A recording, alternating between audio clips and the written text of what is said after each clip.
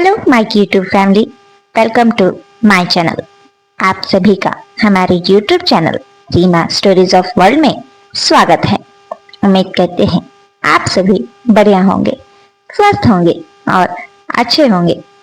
Friends, तो आ गई है आप सभी के लिए एक और मजेदार नई जोरदार कहानी, जिसे सुनकर आप सभी को आने वाला है बहुत सारा मजा। तो कहानी शुरू करने से पहले अगर आपने हमारे चैनल को सब्सक्राइब नहीं किया है तो अभी कर ले और बेल आइकन दबाना बिल्कुल भी ना भूले, ताकि हमारी हर न्यू वीडियो की नोटिफिकेशन आपके पास सबसे पहले पहुंचे। तो चलिए आपका ज्यादा समय ना लेते हुए कहानी शुरू करते हैं। आज की हमारी कहानी का नाम है ठंड में चार बहुओं का एक आंगन। ख्याति और राजामणि ये दोनों माँ बाप है चार बेटों के, जिनके नाम थे शैलेश, हेमंत, हिम्मत और सत्यम। इन चारों की बीवियां थी नैना, सुधा, अलका, गायु। इनकी सास बहुत बूढ़ी थी। चारों बेटों की एक साथ चार बहनों के साथ शादी करवा दी जाती है, ताकि घर में सब एक साथ आए और घर चलाए। और शादी चार बहनों से करवाई गई ताकि घर में झगड़े ना हो। सब बहनें रहेंगी तो मिलजुल कर काम होगा। पर घर बहुत छोटा था और शादी से पहले इनका घर किसी ने नहीं देखा था, बल्कि शादी भी बाहर हुई थी, इसलिए घर देखने का मौका ही नहीं मिला। पर जब शादी के बाद चारों बहुएं नैना, सुधा, अलका और गायु घर में आई तो उन सब ने देखा कि घर तो बहुत छोटा सा है। फिर भी वो सब सोची कि चलो, हम तो वैसे भी गरीब हैं, हमें तो छोटे घर की आदत ही है। और उनके गरीब होने के कारण, ज्यादा दहेज ना दे पाने के कारण कोई भी उनसे शादी नहीं करता था।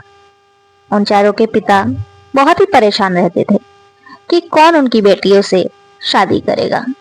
आखिरकार ऐसा परिवार मिला जो उनकी बेटियों से शादी करने के लिए तैयार था।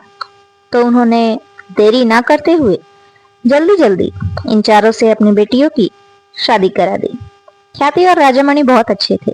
हाँ, बूढ़े बहुत थे, पर उनका स्वभाव बिल्कुल अपनों जैसा था। ये नहीं कि सास के नाम पर ख्याति और ससुर के नाम पर राजामणि हमेशा लड़ते झगड़ते और रौब झाड़ते रहे। घर का सबसे बड़ा बेटा शैलेश था। वो खेती बाड़ी और सब कुछ संभालता था। उसके पिता बुजुर्ग हो गए थे, तो वो उन्हें आराम ही करवाता था। बाकी के तीन भाई हेमंत, हिम्मत और सत्यम, ये लोग तो बस इधर उधर घूमते थे और कभी कभार अगर मन में आए तो ही अपने बड़ी भाई की मदद करते थे, वरना नहीं। ये चीज धीरे धीरे चारों बहुओं को भी दिखने लगी थी। शैलेश की पत्नी नैना, जो कि बहन में भी बड़ी थी और यहाँ अपने तीनों बहनों की जेठानी भी थी। एक दिन चारों बहनें बैठकर हंसी मजाक ही कर रही थी कि उस बीच उसने ये बात मजाक मजाक में बोल ही दी कि उसी के पति के कमाने से ये घर चलता है, वरना बाकी तीन भाई तो ऐसे ही निकम्मों की तरह बैठे रहते हैं। अगर उनका बस चले ना तो वो सबको भूखा मार दे। हाँ, उसने ये बात मजाक में कही, पर उसे कहना नहीं चाहिए था, वो भी अपनी ही सगी बहनों से।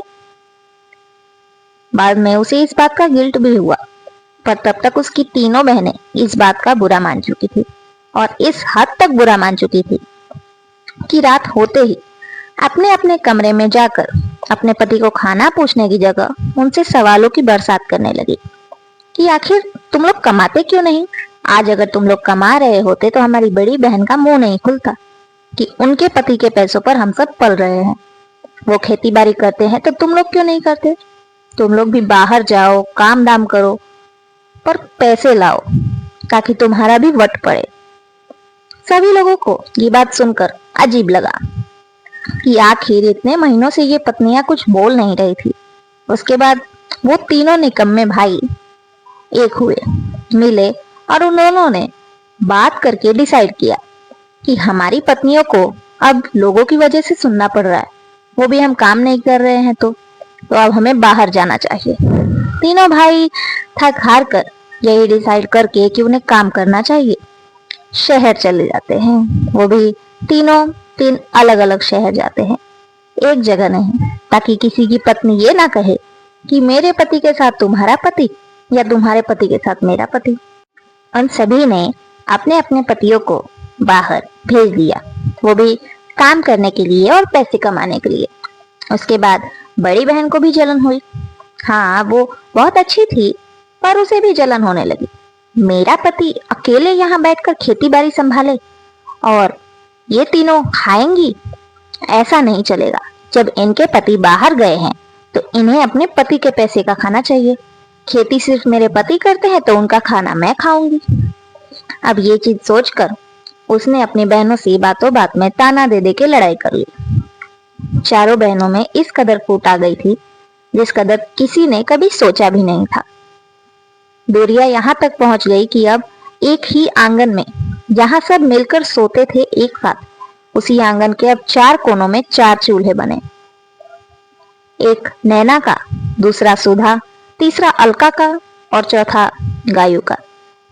ये चारों बहनों ने अपने अपने अलग चूल्हे, अलग बर्तन और सारी चीजें घर की बांट ली।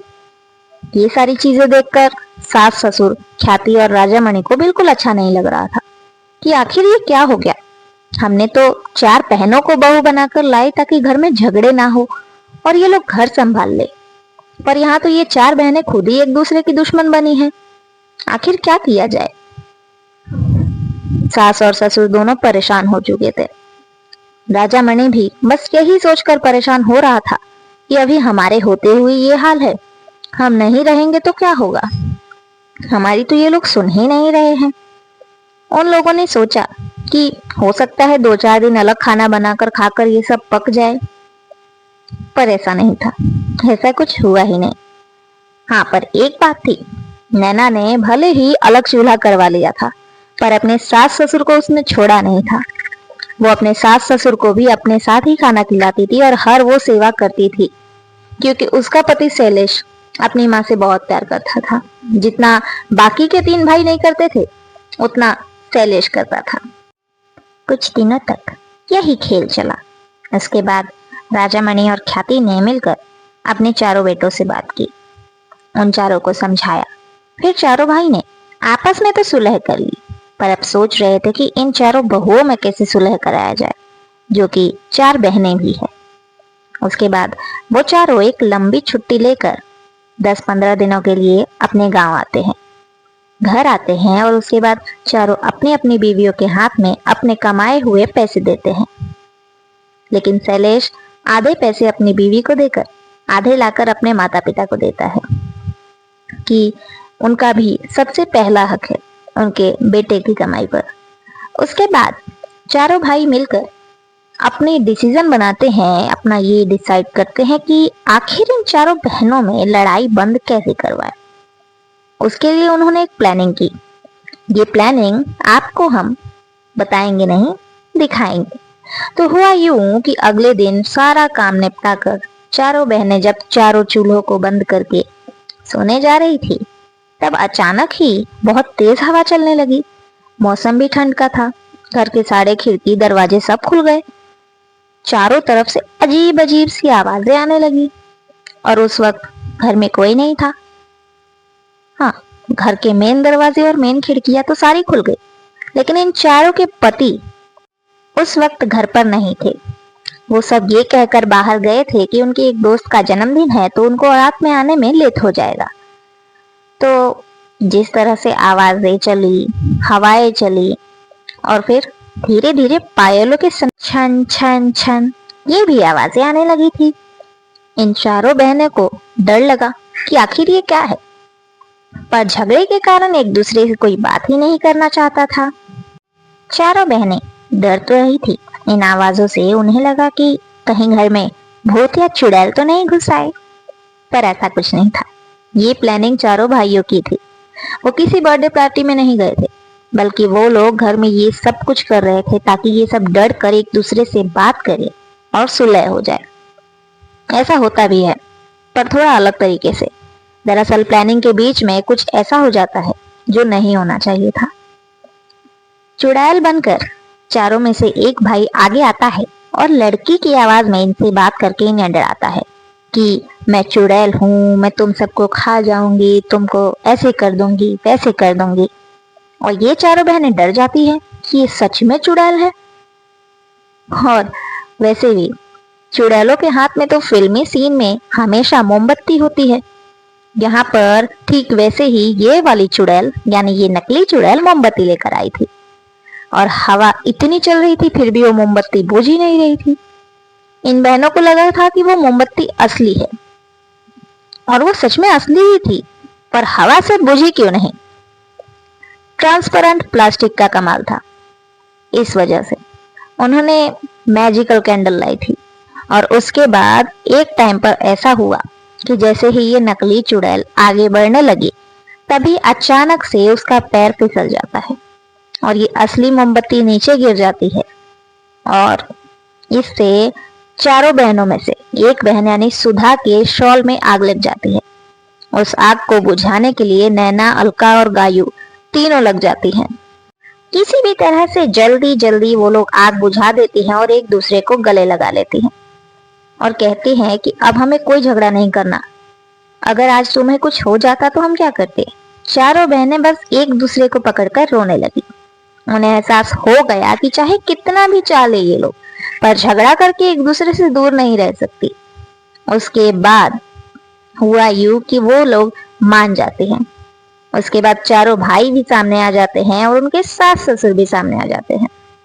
ये सब देखकर चारों बहनें चौंक जाती है, और सबके पूछने पर वो बताते हैं कि हम चारों भाई ने मिलकर ये ट्रैप किया था ताकि इन चारों बहनों को मिला सके, पर हमारे प्लान का हिस्सा आग लगाना नहीं था। ये आग तो गलती से लगी, पर एक तरह से अच्छा हुआ कि ये चारों बहन तो बस मिल ही गए।